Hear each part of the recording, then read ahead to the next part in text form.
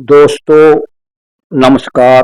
सबसे पहले आपसे मैं यह विनती करना चाहता हूं कि अगर आपने वीडियो को क्लिक किया है तो ज़रूर देखें, क्योंकि इसमें बहुत अच्छी जानकारी देने की कोशिश कर रहा हूं। मैं यह वह जानकारी देने की कोशिश कर रहा हूं जो लोग आपको गुमराह कर रहे हैं, आपको बहका रहे हैं झूठ बोल बोल कर कि जो कबीरदास जी है वह भगवान है, वही ईश्वर है। कबीरदास जी तो एक संत थे, क्योंकि उन्होंने अपने नाम के पीछे दास लगाया हुआ है। दास का मतलब होता है किसी दूसरे का गुलाम।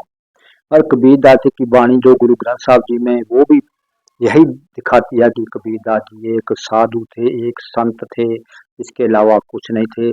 कबीरदास जी की वाणी है जो आपने सुनी भी होगी, और उसी संत के संत जो आजकल कैदी है उसी के मुंह से भी सुनी होगी। तो वो मैं आपको आज दोहराना चाहता हूँ। सिर्फ एक ही पंक्ति है, वैसे पंक्तियां कई हैं लेकिन एक ही पंक्ति से आप समझ जाएंगे। कबीर जी कहते हैं, राम बुलावा बेजिया, आखिर राम बुलावा बेजिया दिया कबीरा रोए, जो सुख साधु संग में बेकुंठ कबू न होए। इसका मतलब ये है कि जब कबीरदास जी को उस सृष्टि रचयिता उस राम जी ने, रमे हुए राम जी ने, निराकार राम जी ने कबीरदास जी को बुलाया, बुलावा भेजा, तो कबीरदास जी रोने लग गया, ऊंची ऊंची रोने लग गया कि मैं नहीं जाऊंगा, क्योंकि मरने का किसको दिल करता है इस संसार से। वह रोने लग गया, कहता है मैं तो यहीं रहूंगा, यहीं संतों के बीच में रहूंगा, साधुओं के बीच में रहूंगा, मैं वहां सचखंड में नहीं जाना चाहता। और ये लोग आपको सचखंड पहुंचाना चाहते हैं। अब जिस बात के लिए मैं यह वीडियो बना रहा हूँ, यह बात यह लोग इसलिए बोलते हैं ताकि आप कबीरदास जी के साथ जुड़ें, इन संतों के, पखंडी संतों के साथ जुड़ें, जिससे कि आप उनकी गोलकों में पैसा डालें। आपको मैं बात बताने से पहले यह बता दूं कि अगर मान लीजिए एक संत के 1 लाख फॉलोवर हैं, आए संडे वाले दिन वह सत्संग करता है, उसके आश्रम में सत्संग होता है, तो आप कम से कम 10 रुपए तो प्रत्येक व्यक्ति वहां उस गोलक में डालता होगा। अगर 1 लाख आदमी गया या 10,000 आदमी गए तो कितने रुपए हो गए, ये हिसाब आप खुद लगा लीजिए।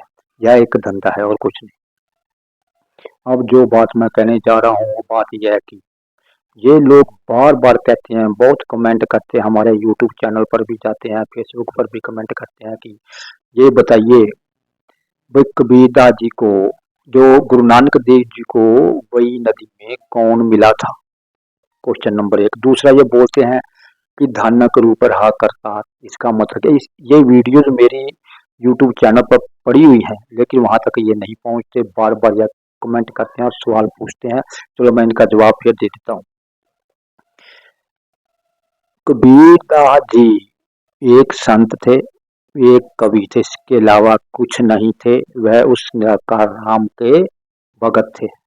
कबीरदास जी ने अपनी वाणी में यह भी कहा है, कबीर का ठाकुर ऐसा स्वामी जा का माई ना बापोर। वो जिसका कोई माँ बाप नहीं है, कबीर का जो ठाकुर है वो ऐसा है। और ये वाणी को समझते नहीं है। इनको तो खीर ऐसी खिला दी गई है कि यह तो बस उसी की धुन में दुनिया, जो उसने कह दिया गपौड़ी ने वो यह सच मान लेते हैं। खैर, ये सबकी दुकानदारियां हैं, अपनी अपनी दुकानदारियां चलाने के लिए एडवर्टाइजमेंट भी करते हैं। आजकल तो इनके बाबा की फोटो दीवारों पर, जो सरकारी टॉयलेट बने होते हैं, मैंने शामली बस स्टैंड पर भी चिपकी हुई देखी, वहां देखी, जहां पर लोग शायद क्या करते हैं वो मैं नहीं कहूंगा, क्योंकि बात उल्ट हो जाएगी। खैर, आपने देखी सड़क पर भी फोटो लगी हुई होंगी। जो संत होता है, सबसे पहले तो मैं ये बता दूं, जो संत होता है वो दाढ़ी मूछ समेत होता है, क्योंकि जिस रूप में परमात्मा ने उसको बनाया उसी को संत कहते हैं, अगर वह उसके अनुसार भक्ति करता है तो। क्योंकि ये परमात्मा ने लगाई है, ऊंचे परमात्मा, बाल परमात्मा ने लगाए हैं। उसका मतलब सिर्फ संतगिरी से है। संत का मतलब है शुरू से अंत तक एक जैसा, वही होता है संत। और जिसने लड़कों की तरह मूछ चटाचट, दाढ़ी चटाचट करवा रखी हो, चश्मे लगा रखे हो, फैंसी बन के बैठता हो, वो तो सिर्फ समझ लीजिए आदमी सजता सजता किस लिए है और औरत किस लिए सजती है, ये तो आप जानते ही हैं। आदमी सजेगा, लड़का सजेगा तो वो आशिकी के लिए, औरत सजेगी तो वो भी ऐसे काम के लिए सजते धजते हैं, यानी कि अपने आप को अच्छा प्रकट करने के लिए। अब ये लोग जो सवाल मैंने बताइए, जो लोग मुझसे पूछते हैं वही नदी में गुरु नानक देव जी को कौन है। अब गुरु नानक देव जी की प्राण संगली सबसे पहला ग्रंथ है, जो गुरु ग्रंथ साहब जी से भी पहले का है, प्राण संगली। उसमें लिखा हुआ है कि जब गुरु नानक देव जी वही नदी में नहाने गए तो वहां पर एक साधु मिले और 3 दिन उसी साधु के साथ रहे। अब जब वो प्राण संगली पढ़ी तो उसमें देखा नीचे जहाँ पर उसका मतलब बताया गया साधु कौन था, तो वह साधु नारद बताए गए थे, जो जल के देवता होते हैं नारद, वह बताए गए थे। वह थे या नहीं ये नहीं पता, लेकिन नारद बताए गए थे। लेकिन मैं इतना मानता हूँ वह एक साधु थे। वह 3 दिन तक गुरु नानक देव जी सिर्फ वही नदी के जंगल में साधु के साथ ही रहे थे, उसकी कुटिया में ही रहे थे। वह कहीं ऊपर नीचे नहीं गए थे, या लिखने वालों ने पता नहीं क्या क्या लिख दिया है। वो तो जैसे मर्जी लिखता है। एक पखंडी गुरु ने जो संत बना फिरता है उसने लिख दिया अपनी किताबों में, बहुत कुछ लिख दिया है। कोई कुछ नहीं, सभी कहता है कि सभी संत झूठे हैं, मैं ही सच्चा हूँ, मैं करता रहता है।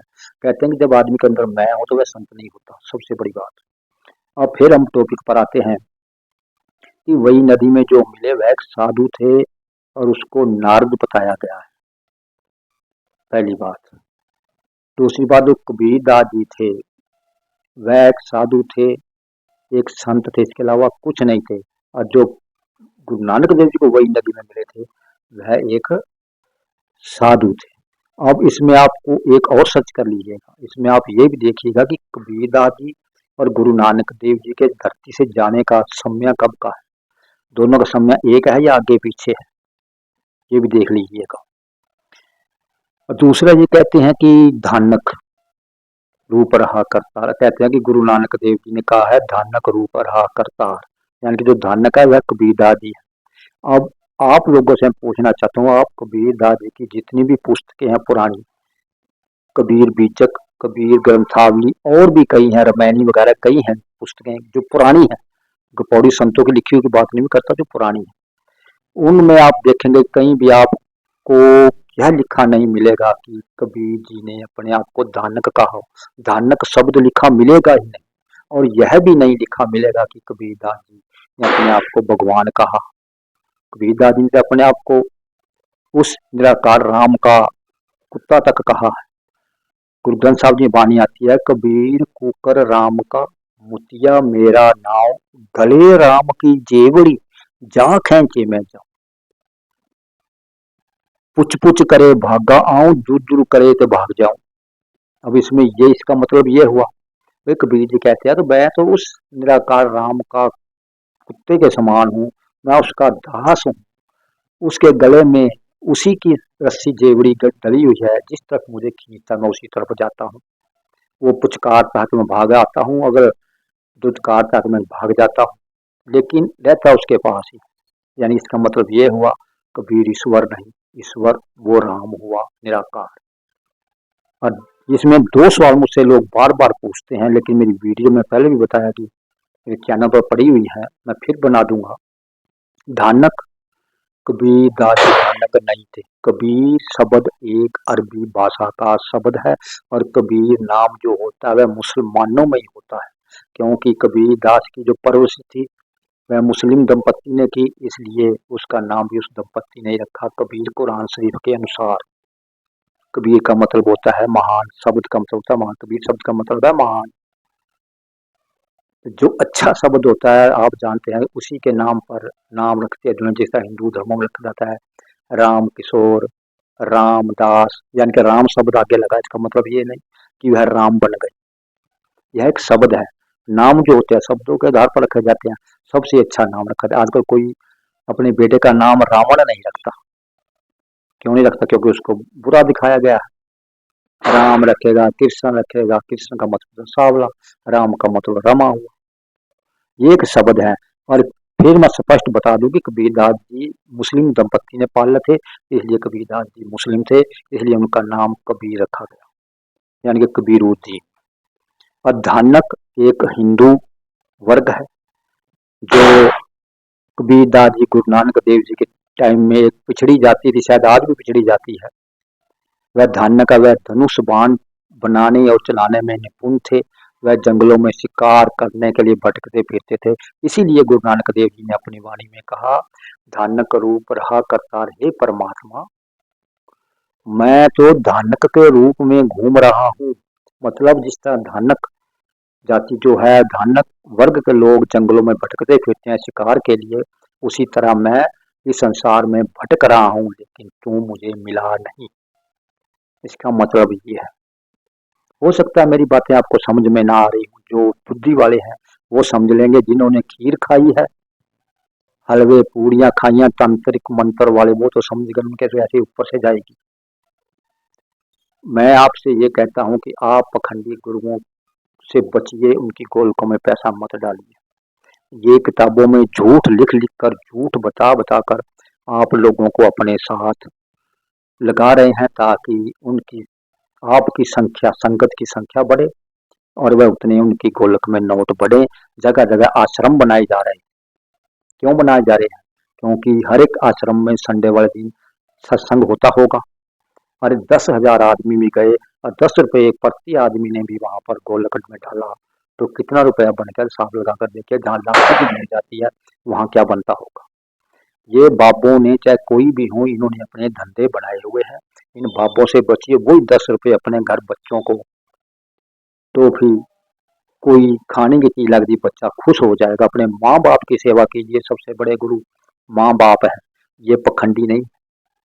माँ बाप जिन्होंने आप, जिनकी मेहनत से, जिनके क्रिया से आप पैदा हुए, आपके गुरु वो हैं।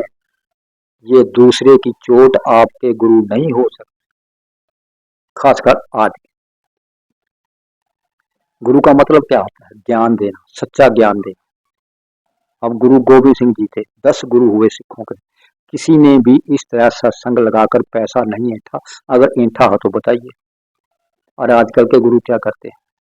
गोलकें बड़ी बड़ी रख लेते हैं, दो पैसा डलवाते हैं, दो पैसा डलवाते हैं। खुद फॉर्च्यूनर गाड़ियां, हवाई जहाजों में घूमते हैं, और आप लोगों के पास साइकिल भी नहीं बचती। समझिए जरा, इसको जगाइए, अंधभक्ति छोड़िए। इनसे कुछ नहीं होने वाला। जितनी भी इन्होंने पुस्तकें लिखी हुई हैं, सारी की सारी गपौड़, सब झूठ है।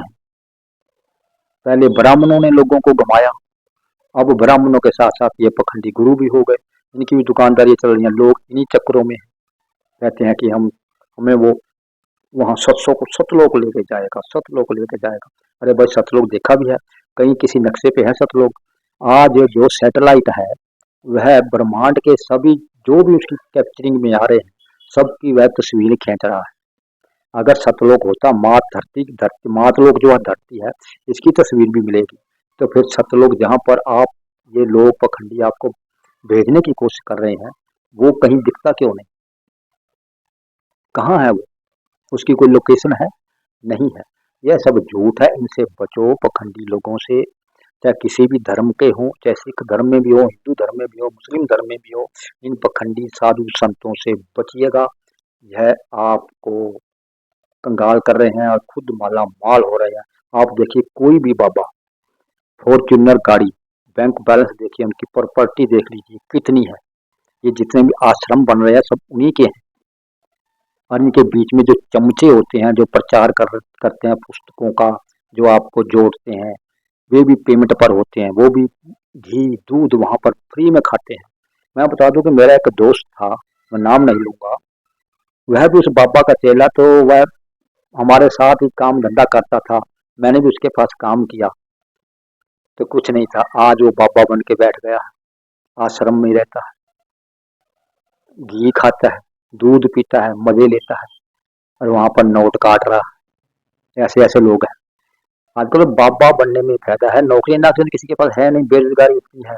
और आप लोग जो मेरी तरह अनपढ़ हैं, उनको ये पीछे बातों से घुमा घुमा कर लगा लेते हैं। कोई पर्ची वाला बाबा आ गया, कोई सतलोक पहचाने वाला बाबा आ गया, कोई देवी माता वाली और टूट खड़ी हुई बाबा बन के। तो आप इन्हीं के चक्करों में घूम रहे हैं और अपनी जिंदगी बर्बाद कर रहे हैं।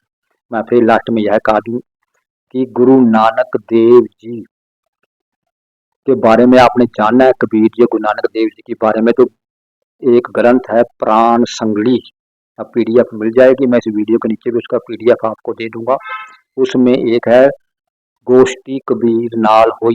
इसको पढ़ लेना, उसमें आपको पता चल जाएगा कि कबीर गुरु नानक का गुरु था या गुरु नानक कबीरदास जी का सतगुरु था। आपको पता चल जाएगा, क्योंकि जब कबीरदास जी गुरु नानक देव जी के ज्ञान से संतुष्ट हो गए, पता लगा कि हाँ सच्चे सतगुरु गुरु नानक देव हैं, तो कबीरदास जी बोले, मैं चाल्या जाऊं था लोक वेद के साथ, आगे ते सतगुरु मिलिया उसने दीपक दे दिया हाथ।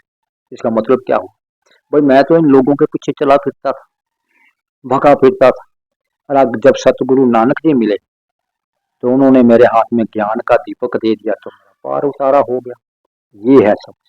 इस वीडियो को शेयर कीजिए, सच जानिए, सच पहचानिए। हमारा मकसद पाखंड भगाना, झूठ को भगाना है।